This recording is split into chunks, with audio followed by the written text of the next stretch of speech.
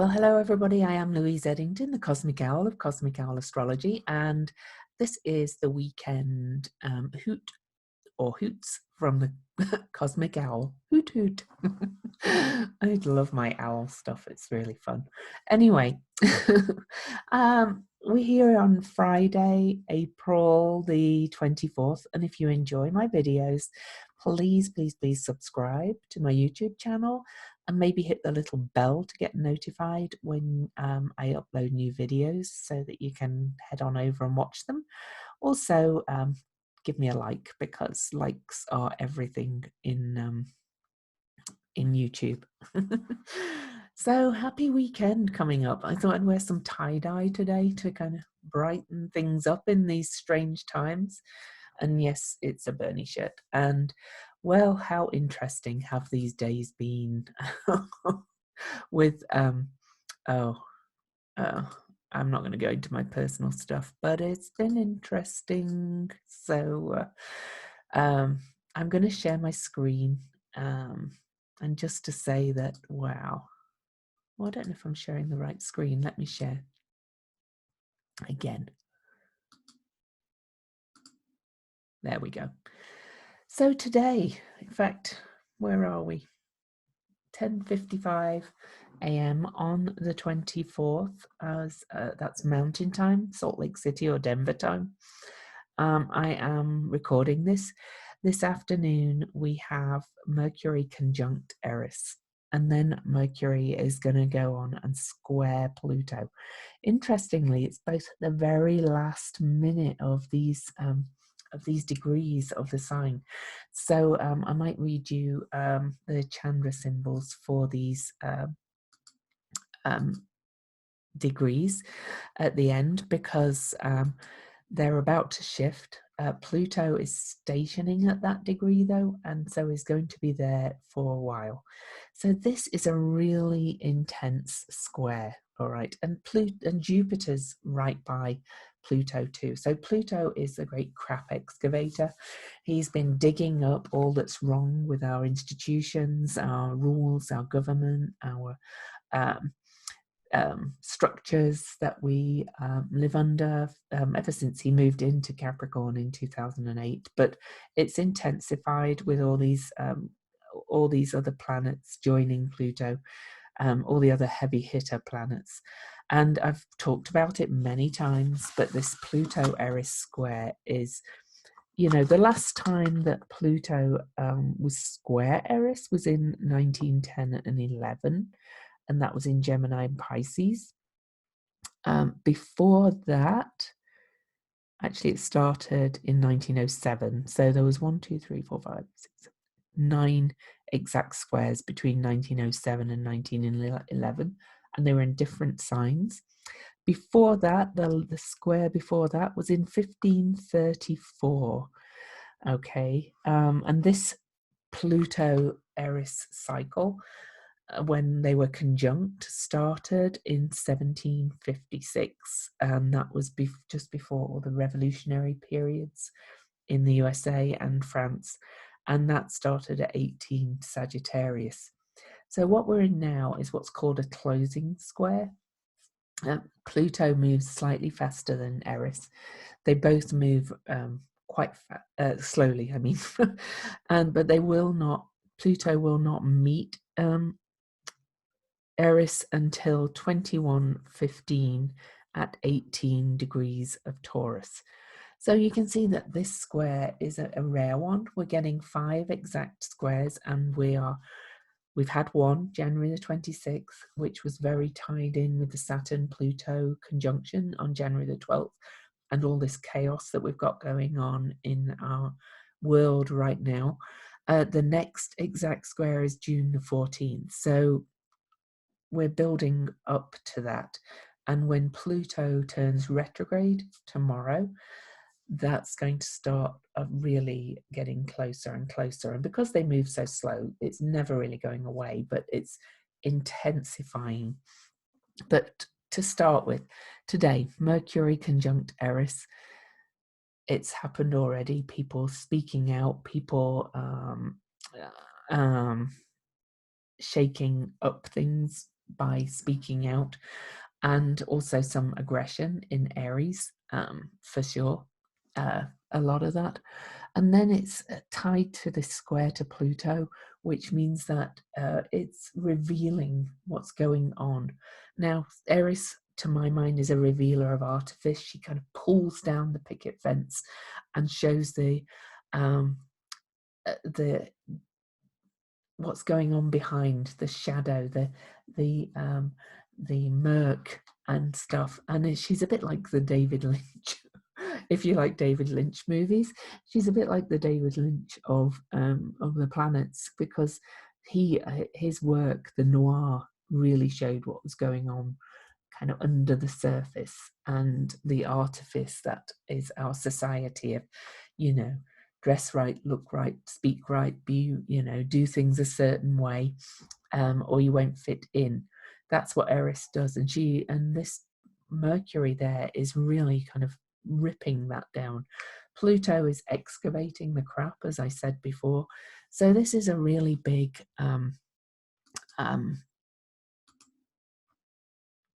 couple of days with this going on as the personal planet Mercury hits it. Okay, so I want to take you to tomorrow. You see that Mercury will have moved on away from Eris, but not by much. Although Mercury's moving pretty quickly, and will have moved past Pluto, but Pluto will actually station retrograde at it's actually at 1:36 a.m. So this software is a little off. Okay, but there we have Pluto retrograde. And what that means is Pluto is moving backwards away from 24 degrees 59 minutes, and he will move back to, I can't remember what degree, we can look that up in a minute, doesn't matter. And Eris is still moving forwards to 24 degrees 59 minutes for now. So they are now moving towards each other again in terms of the degree and minutes. All right. So I can show you going up to June the 14th. So if we go ahead, then 2404, 2458, they both move so slowly. And up to June the 14th. Pluto gains a bit of speed because he's actually kind of not stationed and moved into his retrograde period now. And I'll change it to June the 14th. And then you can see Pluto will be at 24 degrees and 26 minutes, and Eris at 24 degrees and 26 minutes as well. And so that's the next exact square. So what I'm trying to say is this is intensifying again. Add in the fact that Jupiter and Saturn will then go retrograde right after the next full moon. And if you listen to our podcast, you'll hear that. And they are moving back towards this. Saturn never conjoins Pluto again, but Jupiter does. Jupiter will travel back over. Pallas Athena will travel back over, and then these will all eventually go direct. But what this means really is that their strength is intensifying. When the outer planets go retrograde, their influence intensifies, especially around the station degree. So to go back today or to tomorrow, let's say, we are right on this Pluto station now. Pluto is stuck, and if you feel like you're being ground down, then he kind of digs in.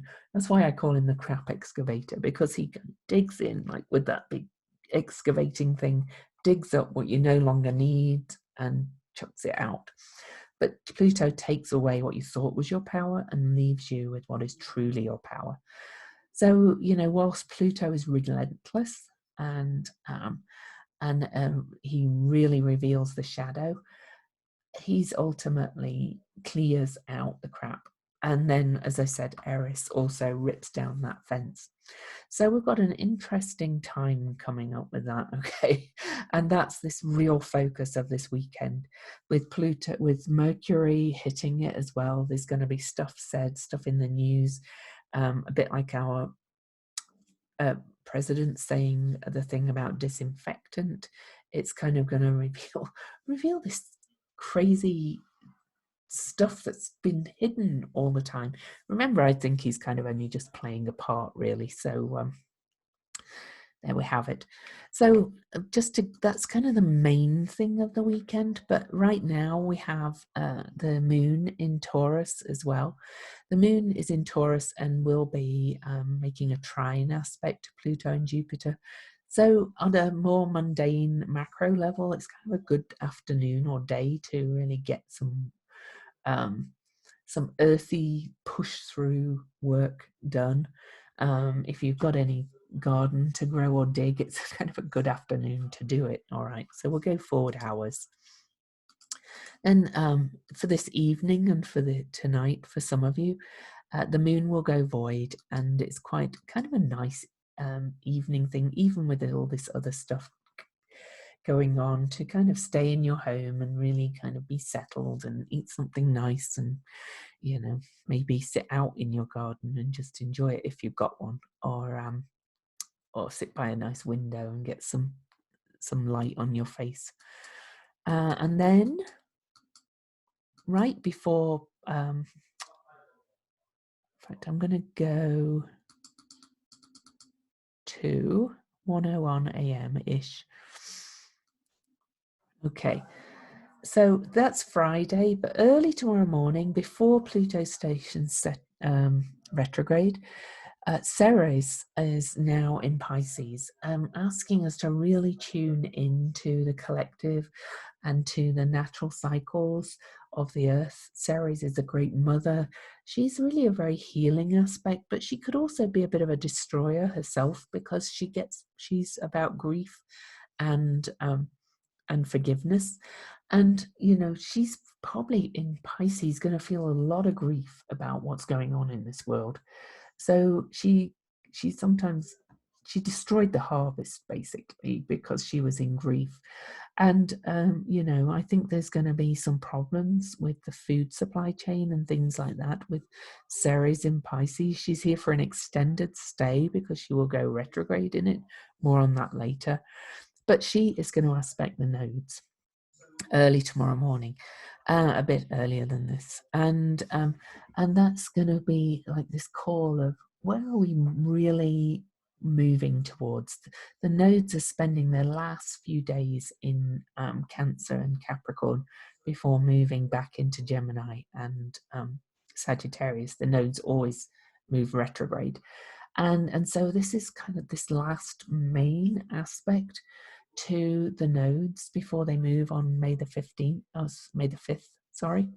And she is digging in, saying, oh wow, this is really kind of like a chance to really focus on your home, focus on your family, plant your garden, all that kind of stuff. Focus on caring and nurturing as well is very Cancerian.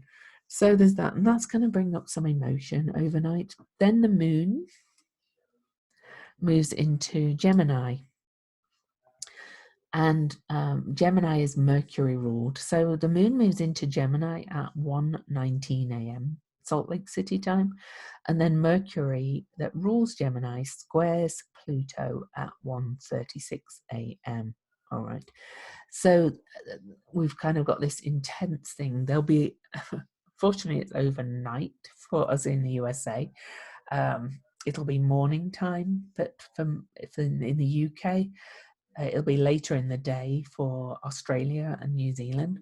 But for many of us, anyway, it's such a powerful aspect with Mercury hitting Eris and then squaring Pluto. And especially once the moon goes into Gemini, busy, busy mind. Perhaps going to some dark places, but sifting through, thinking, how can we move beyond this? Okay. And then Pluto actually stations retrograde at 12:32 p.m. tomorrow at that 24 degrees and 59-minute mark. So that's always, always intense. Then at 10:31 p.m., with Pluto now retrograde, but really not stationed. He will be retrograde by then. Oh no, I'm on AM, so I need to go to PM. All right, Pluto now retrograde, but Mercury will then is still hovering near Eris and near Pluto, near the square to Pluto, will actually exactly square Jupiter, planet of expansion. So I kind of think there's going to be some big news coming, or some big information coming. There's going to be a lot to think about. Indeed, it's kind of going to be crazy and intense, in my opinion. Incidentally, the moon will square Ceres when the moon moves right into Ceres, but and then will trine Saturn. So again, a lot to sift through. Busy mind in Gemini. Okay, then on Sunday. Oh, we have another big day. Sunday morning. I'm not going to focus too much on the moon, other than to say it's in Gemini, and Mercury's busy, so it's a busy mind, busy communication, busy, lot going on. But on Sunday, Sun and Uranus will be exactly conjunct at 6 degrees of Taurus. And that's kind of a little bit explosive, a little bit shock. If we think of Mercury being at the lower octave of Uranus, we've got a busy mind in both ways. Uranus rules Aquarius over here. Mercury rules Gemini, where we've got a lot going on. There's an awful lot. I kind of keep disappearing a bit. That's kind of funny. This is blue, not green, but yeah. Anyway, this is kind of earth shock kind of thing. This could be an earthquake, or it could be some financial shocks, which the financial markets will be closed. So maybe that will come on Monday. But there could be some both literal and metaphorical earthquakes with Uranus hitting over this time. But it can also be big awakenings. All right. And this is right on my IC. I'm feeling it already. That's the bottom of my chart, the cusp of the 4th house. It's kind of literal, like hit you round the head with a big 2x4, and you go, oh, that's what was going on all of that time. So I'm actually going to read you the symbol for that meeting of Uranus and the Sun. I actually kind of think that's probably more important. So a large ruby inscribed with a prayer, a beautiful dream that comes true, conceiving in your heart that a fresh life current is here to be met in the physical, being magnetized to the spot where the new earth arises. You feel deeply drawn to give yourself over completely to what the new life wave asks, sensing acutely that this is all that counts, and suffering for all of those who are shut off from the bounty, knowing how hard it is to feel dejected and forsaken, and never forgetting the ache, the longing, the distances, and what it takes to earnestly clasp new life and realize you belong to the heavenly kingdom in the earth and will never again be out in the cold. You see, I see this as I was going to use the term great awakening, but I don't kind of see it in that kind of new agey kind of sense. I just feel like we are being shaken out of our stupors. The what's going on in the world really is being revealed, whether it's to the point of our governments, but also certain other institutions. You know, I've kind of upset a few people over the last few days, apparently. And, oh, excuse me. And I'm just going to pause, bear with me. The perils of working from home when you get an Amazon delivery. So to go back to that symbol, you know, I just feel like we are being woken out of this stupor. More and more people are realizing that what's going on is wrong, you know, that systems are wrong, people were no longer represented. But it's not just our government, it's other institutions too. I actually just left an astrological community. I'd cancelled my membership after 7 years. Oh, that's a Saturn square. So I'm on my Saturn square for that community because it no longer aligned. And it doesn't mean that they are wrong or that I am right, but we're being asked to really wake up to this new earth, you know, this new life, this potential that we have. Incidentally, I'm going to watch Michael Moore. He's put his new film on YouTube for free. You don't have to like him, but apparently it's very good. so if you even if you don't particularly like him, you know, apparently it's worth a watch. Okay, so he Planet of the Humans, it's called, and apparently it's very good, talking about where we're at, what potential we have, you know, because we can see good coming out of this, even though it's awful and chaotic. We can see that our air is clearer than ever before. We can see that remote working, where people are still working, is productivity's up, and companies are now considering going more to that model. Things are changing rapidly. How we work, how we live, all our structures. This weekend's huge for it. You know, the sun does meet Uranus every year, but it's going on with all these other things. This Pluto, this ripping down of the facade, this shit crap excavation, big changes with Jupiter. It's all coming together.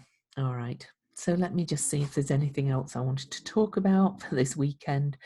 I could talk about the moon, but the moon is there. The moon on Sunday morning will hit the point of the Venus star point and activate all of that. We'll start to get some foreshadowing of what's coming up in the Venus retrograde that begins May the 13th. So we've got all of that as well. Incidentally, Monday morning, the moon will finish up in Gemini, late morning here in Utah, in Salt Lake City, and Mercury will square Pallas Athena, and then Mercury will move into Taurus. But I'll talk more about that on Monday morning. But for now, I made this video public. These are the videos I do for my membership community all the time. If you would like to get these videos every day, where I often talk about the bigger cycles as well as just the macro cycles, please check the link below. Become a Cosmic Owl in the Cosmic Owl community. $5 a month gets you so much, and so consider that level if nothing else. For the price of a cup of coffee or cup of tea, you support my work through this time, and I thereby also support you.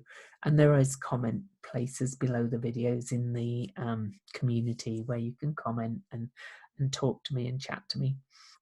So that's it for the weekend. It's a pretty momentous weekend. I put in my daily post on Instagram and Facebook, will there be a Friday news drop? You've heard of that? Friday, you know, if there's major stuff, it gets dropped on Friday, so that then everybody goes away. So they hope it just drops quietly because people are off doing other things. So there could be a big Friday drop. So, or you could realize something as well. This is going on in us as much as out there. So all best wishes to you. Have a momentous weekend. Much love.